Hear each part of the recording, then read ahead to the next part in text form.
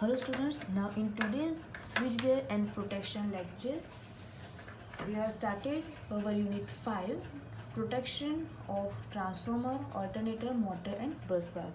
So these are the main equipments that are used in power system. तो हर एक जो equipment है हर एक में फॉल्ट होने के चांसेस रहते हैं, तो इसलिए ये जो यूनिट है इसके अंदर हम ट्रांसफार्मर, जो अल्टरनेटर है, मोटर है, बस बार है, इन सब की प्रोटेक्शन स्कीम्स के बारे में स्टडी करेंगे। सो फर्स्ट ऑफ ऑल सबसे पहले हम पावर ट्रांसफार्मर के प्रोटेक्शन की बात करते हैं। तो फर्स्ट जो प्रोटेक्शन है जो पावर ट्रांसफार्मर को दिया जाता है वो है Merz price protection system for power transformer.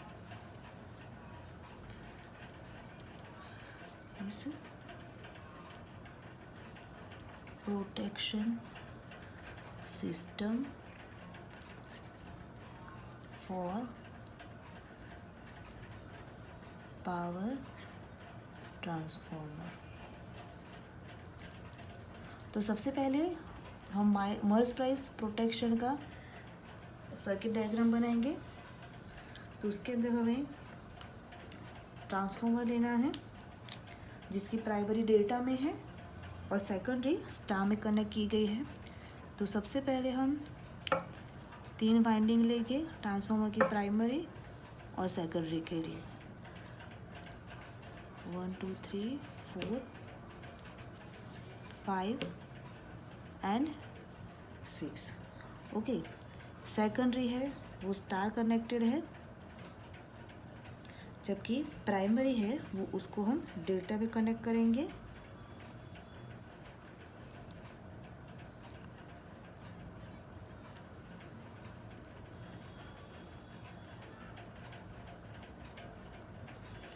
Okay, बाद में आगे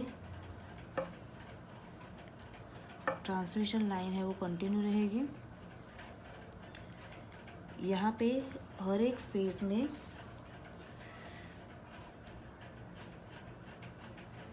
एक सीटी कनेक्ट करेंगे, सेकेंडरी में भी सेम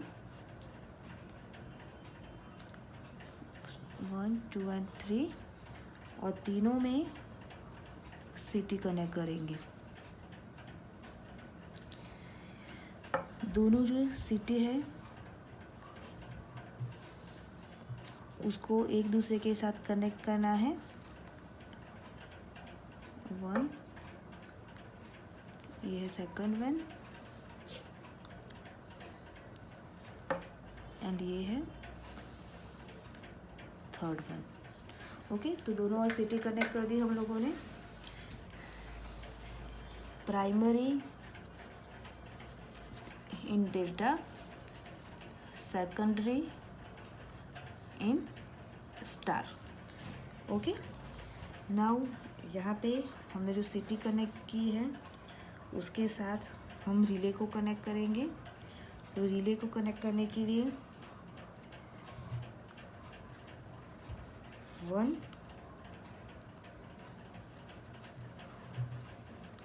2 3। ओके, तो ये 3 जो है वो रिले कॉइल्स हैं। हर एक रिले कॉइल के साथ एक फ्यूज़ कनेक्ट किया जाता है जिसको हम बोलेंगे किक फ्यूज़।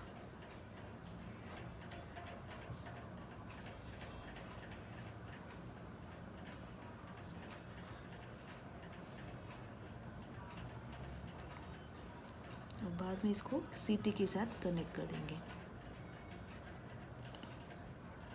यहाँ पे जो सीटी कनेक्ट की है ट्रांसफार्मर की जो सेकंड है वो स्टार में है, तो तीनों जो सीटी है उसको हम डेल्टा में कनेक्ट करेंगे।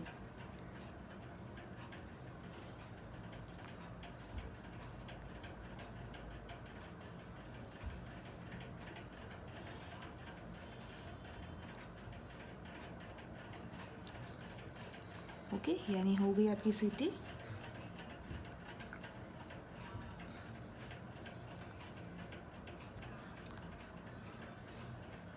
अब यहाँ पे हम सर्किट ब्रेकर को कनेक्ट करेंगे।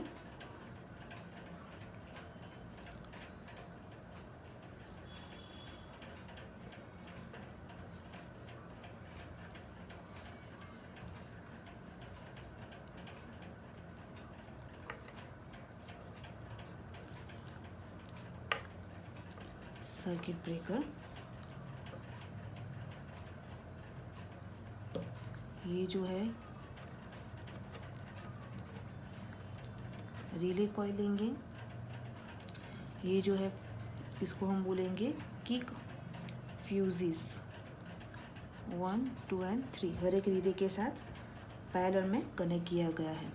अब यहाँ पे ट्रांसफार्मर की जो प्राइमरी है वो डेल्टा में है, तो तीनों सीटी जो है तीनों को हम सीरीज़ में कनेक्ट करेंगे। ओके, तो ये कनेक्ट करके आ गया उसका पॉइंट। अब यहाँ पे भी ट्रांसमिशन लाइन के साथ आगे हम सर्किट ब्रेकर को कनेक्ट करेंगे, 1, 2, 3। ओके, 2, 3। बाद में 2, 3। ये जो है सर्किट ब्रेकर प्राइमरी है, इसे CT1 नाम देंगे स्टार, और यहाँ पे CT2 delta. Okay, so this is the merge price protection scheme for power transformer।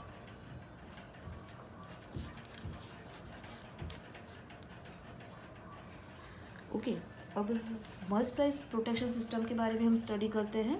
तो जो मर्ज प्राइस प्रोटेक्शन सिस्टम है वो 2 फॉल्ट के लिए मोस्टली यूज़ किया जाता है, एक तो face to face fault and दूसरा है फेस टू अर्थ फॉल्ट, और स्पेशली पावर ट्रांसफार्मर में यूज़ किया जाता है। So it is used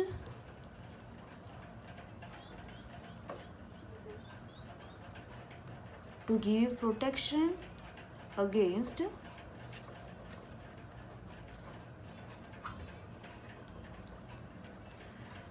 face to face fault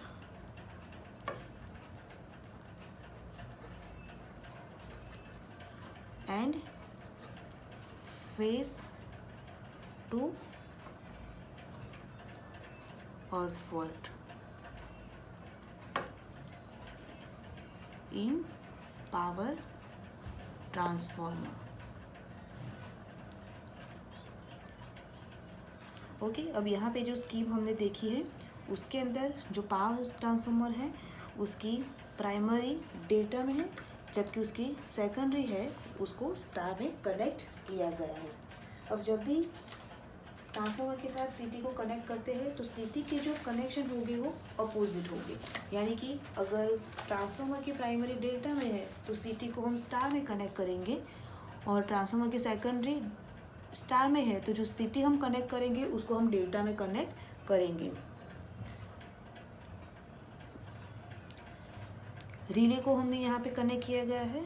okay, और रिले के साथ पैरेलल में किक फ्यूजेस का यूज़ किया गया है। अब जब भी सीटी के जो सेकेंडरी कनेक्शन है उसमें कोई भी फॉल्ट नहीं होता है, उस टाइम पे अनबैलेंस्ड करंट फ्लो होता नहीं है। ओके, तो जब भी नॉर्मल कंडीशन या तो हेल्दी कंडीशन रहेगी उस टाइम में कोई भी अनबैलेंस्ड करंट फ्लो होगा नहीं रिले में से, और इसकी वजह से जो सीटीज़ है उसको हम बोल सकते हैं बैलेंस्ड कंडीशन में है। अब जब भी ट्रांसफार्मर को ऑन किया जाता है, ओके, तो जब ट्रांसफार्मर को हम ऑन करेंगे तो उस टाइम में जो इनिशियल मैग्नेटाइजिंग करंट जिसको हम बोलते हैं इंद्रस मैग्नेटाइजिंग करंट जो फ्लो होगा वो किक फ्यूजेस में से फ्लो होता है, और क्यों किक फ्यूजेस में से वो फ्लो होगा इसकी वजह से रिले है वो ऑपरेट हो पाएगा नहीं।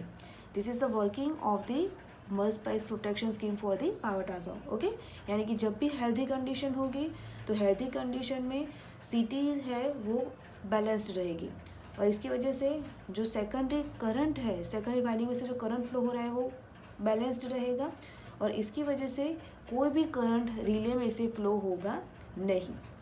और जब भी पावर ट्रांसफार्मर को हम ऑन करेंगे तो स्टार्टिंग में जो इनिशियल कंडीशन में हाई मैग्नीट्यूड का मैग्नेटाइजिंग करंट फ्लो होता है। ये जो करंट है वो किक फ्यूजेस में से होके फ्लो होता है, पास होगा, और इसकी वजह से रिले कॉइल में तो कोई करंट आएगा ही नहीं, तो इसकी वजह से रिले है वो ऑपरेट होगा नहीं। बट जब भी कोई फॉल्ट होता है या तो करंट, तो उस टाइम पे करंट क्या हो जाएगा, अनबैलेंस हो जाएगा, क्योंकि ट्रांसफार्मर में अगर कोई भी फॉल्ट हो, जैसे सपोज इंटरनल फॉल्ट कोई हुआ, तो इसकी वजह से करंट अनबैलेंस हो जाएगा। जैसे ही करंट अनबैलेंस होगा तो जो फ्यूज़ है वो क्या हो जाएंगे, जल जाएंगे, the fuses will be blow of, और करंट है वो रिले कॉइल में से फ्लो होगा, और इसकी वजह से जो सर्किट ब्रेकर को हमने कनेक्ट किया है तो सर्किट ब्रेकर है वो ट्रिप हो जाएगा। बट यहाँ पे क्या होता है कि जब भी उसका जो प्रोटेक्शन जोन होता है, ओके, सो रिले का जो प्रोटेक्शन जोन होता है उसके बाहर भी अगर कहीं पे फॉल्ट होता है तो उस टाइम में क्या होगा, जो वाइंडिंग है ट्रांसफार्मर की उसमें से लार्ज अमाउंट में करंट फ्लो होता है, और इसकी वजह से भी कोई बार उसका रिले एनर्जाइज होके ऑपरेट हो जाता है। तो ये चीज़ ना हो इसलिए percentage biased differential relay scheme का यूज़ किया जाता है। तो हम देखते हैं percentage biased differential relay for power transformer.